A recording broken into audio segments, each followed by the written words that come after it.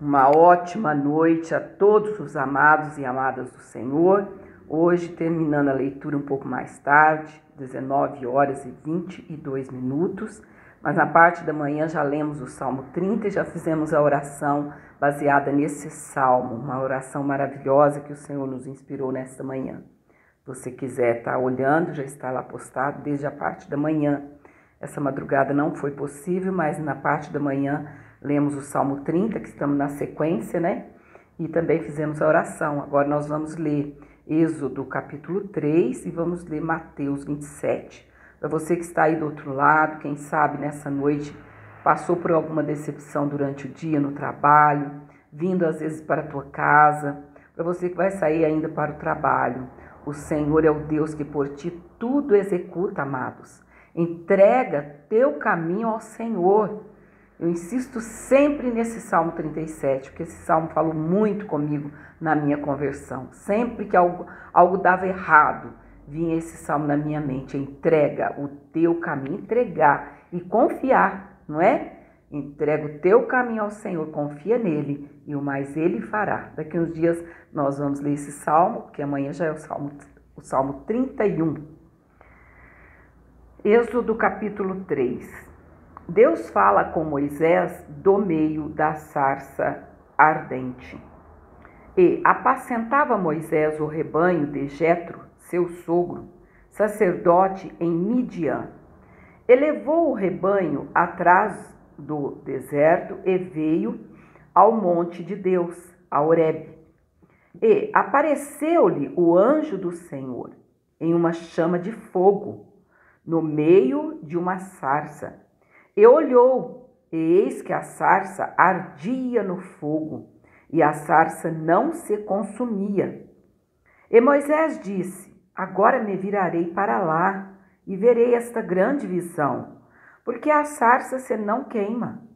E, vendo o Senhor que se virava para lá a ver, bradou Deus a ele do meio da sarça e disse: Moisés, Moisés. E ele disse: eis-me aqui. E ele disse: não te chegues para cá. Tira os teus sapatos de teus pés, porque o lugar em que tu estás é terra santa. Disse mais: eu sou o Deus de teu pai, o Deus de Abraão, o Deus de Isaque e o Deus de Jacó. E Moisés encobriu o rosto, porque temeu olhar para Deus.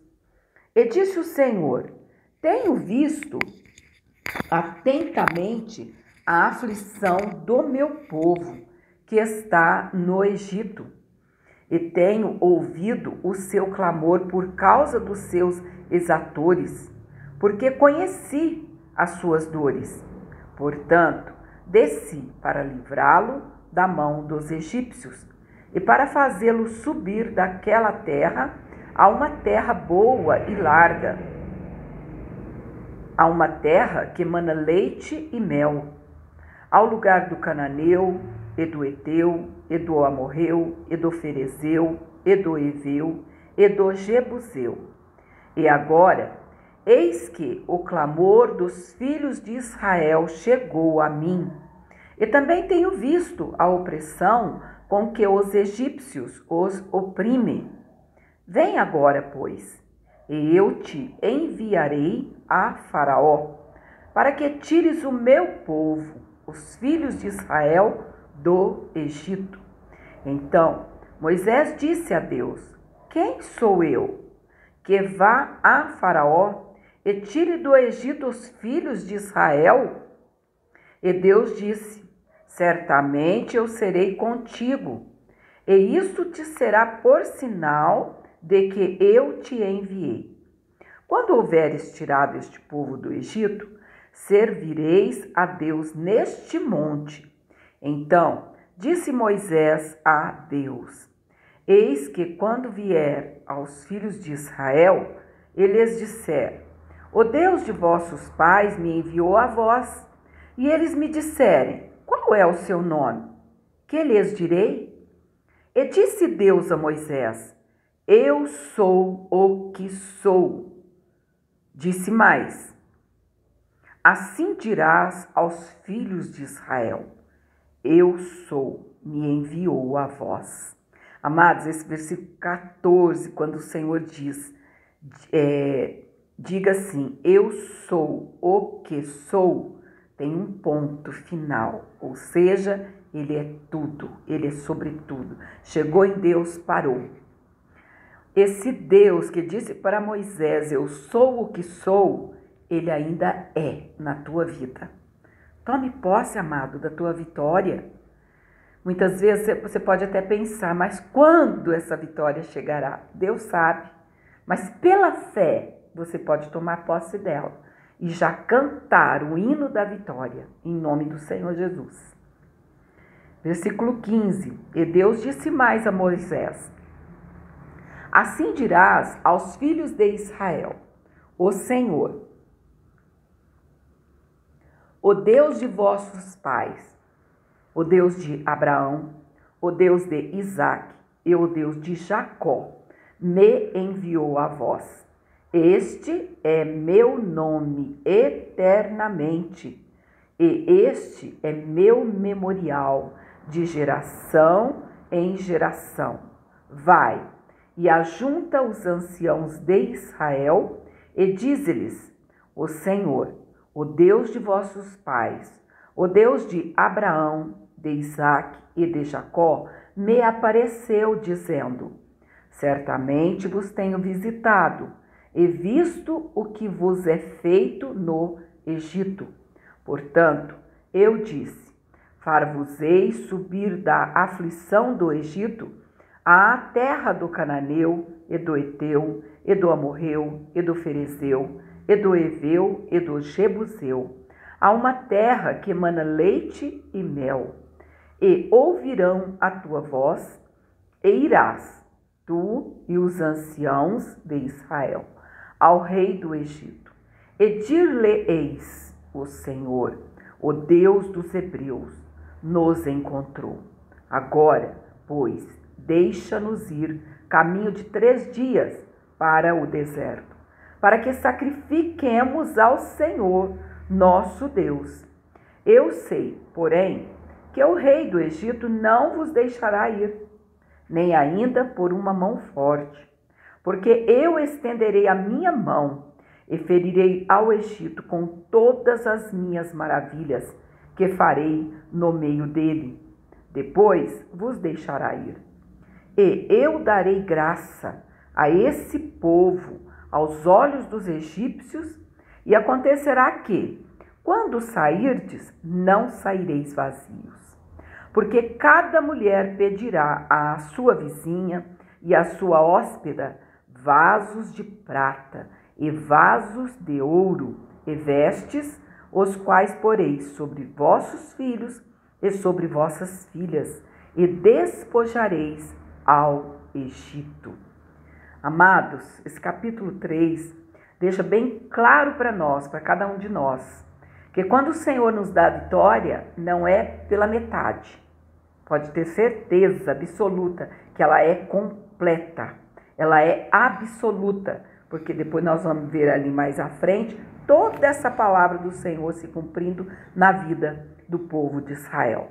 Eles não saíram de mãos abanando, não. Saíram com gado, saíram com, aqui está dizendo certinho, né? Com prata, com ouro, porque eles não saíram de mãos vazias. A vitória que Deus tem para a tua vida, amados, não vem de qualquer forma. Às vezes demora um pouquinho, porque para nós tudo é demorado. Mas coloque na sua mente, o tempo de Deus não é o teu tempo, não é o meu. O que Ele quer fazer é a obra dele completa, bem feita. E no final você vai sair dessa luta vitorioso e com toda sorte de bênção nas tuas mãos. Assim como foi para esse povo de Israel. Agora começa o êxodo, a saída. Êxodo significa saída. Saída da escravidão, do Egito. Porém, esse povo ainda vai murmurar muito. E a gente vai devagar meditando nessa palavra. Vamos agora para Mateus 27. O suicídio de Judas. E, chegando amanhã, todos os príncipes dos sacerdotes e os anciãos do povo, ou seja, aqui já tinha amanhecido o dia, porque nós terminamos o capítulo 26, o Senhor ainda à noite, sendo já começada toda aquela trama contra o Senhor, algo que era fora da lei, né? Mas aqui começa o capítulo 27, dizendo que já era manhã. E chegando amanhã, todos os príncipes dos sacerdotes e os anciãos do povo formavam juntamente conselho contra Jesus para o matarem. E, manietando-o, o levaram e o entregaram ao governador Pôncio Pilatos. Então, Judas, o que o traíra, vendo que fora condenado, trouxe arrependido as 30 moedas de prata aos príncipes dos sacerdotes e aos anciãos, dizendo: pequei, traindo sangue inocente. Eles, porém, disseram: que nos importa? Isso é contigo. E ele, atirando para o templo as moedas de prata, retirou-se e foi enforcar-se. E os príncipes dos sacerdotes, tomando as moedas de prata, disseram: não é lícito colocá-las no cofre das moedas, porque são preço de sangue. E, tendo deliberado em conselho, compraram com elas o campo de um oleiro para a sepultura dos estrangeiros.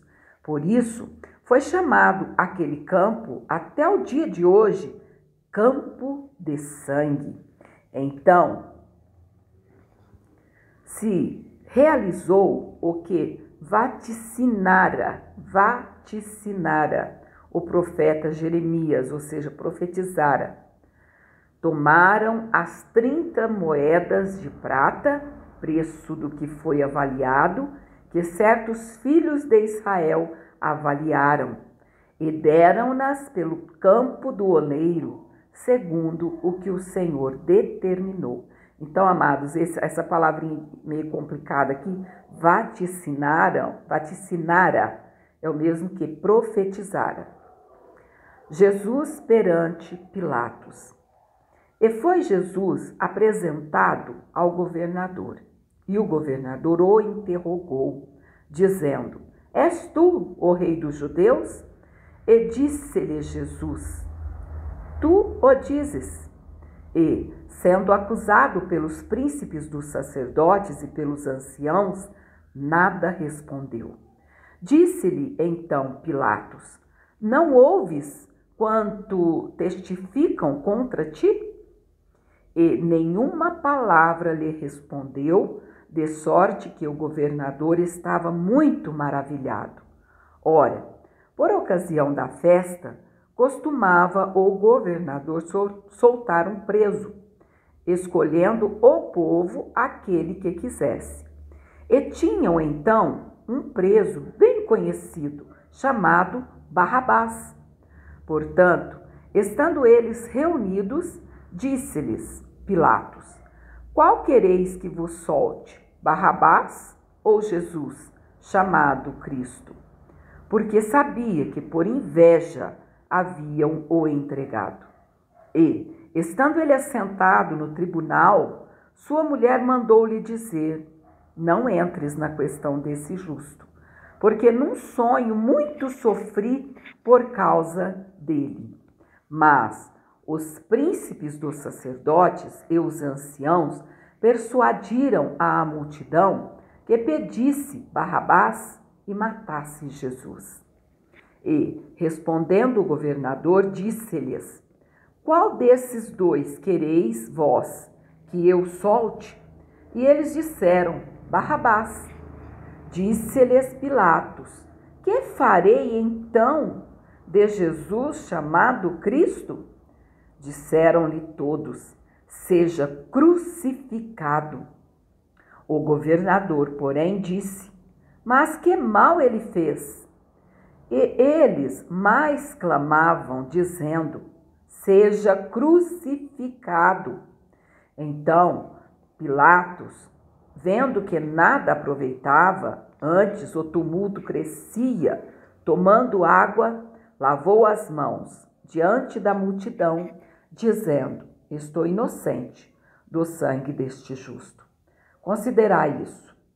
E, respondendo todo o povo, disse: o seu sangue caia sobre nós e sobre nossos filhos.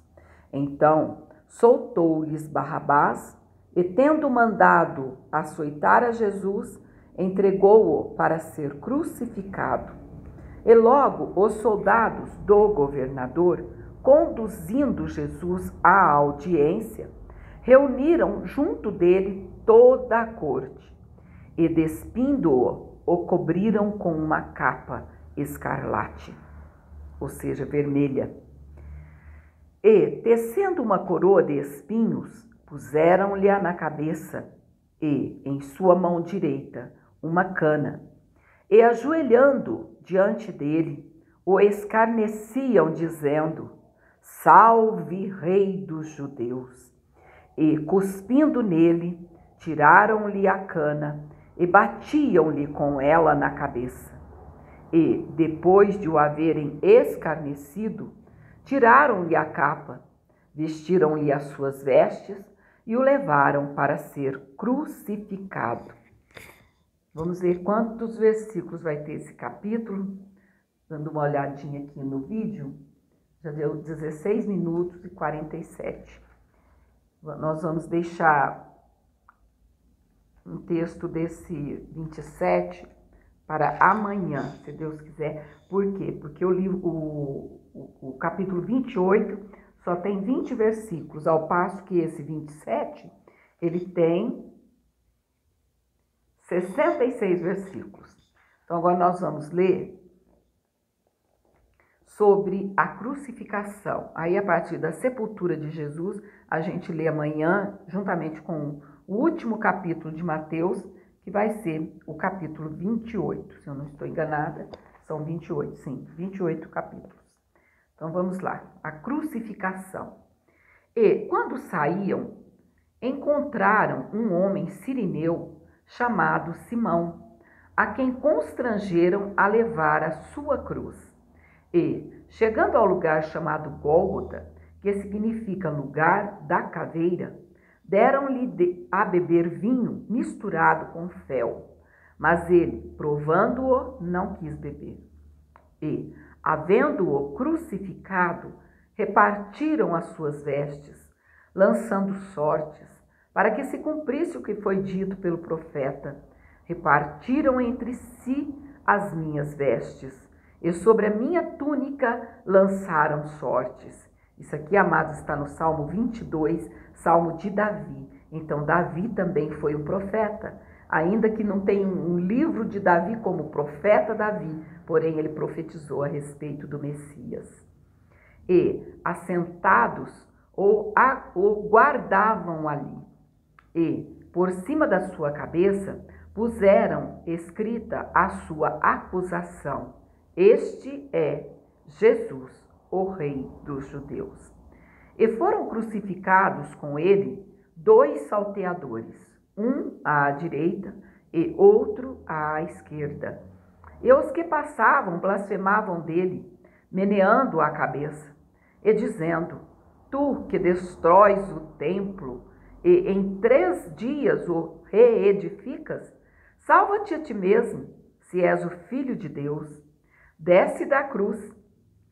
E da mesma maneira, também os príncipes dos sacerdotes, com os escribas e anciãos e fariseus, escarnecendo, diziam: salvou os outros e a si mesmo não pode salvar-se. Se é o rei de Israel, se é o rei de Israel, desça agora da cruz e creremos nele. Confiou em Deus, livre-o agora, se o ama, porque disse: sou filho de Deus. E o mesmo lhe lançaram também em rosto os sacerdotes que com ele estavam crucificados. E, desde a hora sexta, houve trevas sobre toda a terra, até a hora nona. E, perto da hora nona, exclamou Jesus em alta voz, dizendo: Eli, Eli, lema sabachthani, que quer dizer: Deus meu, por que me desamparaste? E alguns dos que ali estavam, ouvindo isso, diziam: Este chama por Elias. E logo um deles, correndo, tomou uma esponja e embebeu-a em vinagre e, pondo-a numa cana, dava-lhe de beber. Os outros, porém, diziam: Deixa, vejamos se Elias vem livrá-lo. E Jesus, clamando outra vez com grande voz, entregou o Espírito. Eis que o véu do templo se rasgou em dois, de alto a baixo, e tremeu a terra, e fenderam-se as pedras, e abriram-se os sepulcros, e muitos dos corpos de santos que dormiam foram ressuscitados. E saindo dos sepulcros, depois da ressurreição dele, entraram na cidade santa e apareceram a muitos. E o centurião e os que com ele guardavam a Jesus, aqui não é aguardavam, viu, amados? E o centurião e os que com ele guardavam, ou seja, guardavam o corpo de Jesus, vendo o terremoto e as coisas que haviam sucedido, tiveram um grande temor e disseram: verdadeiramente, este era o Filho de Deus.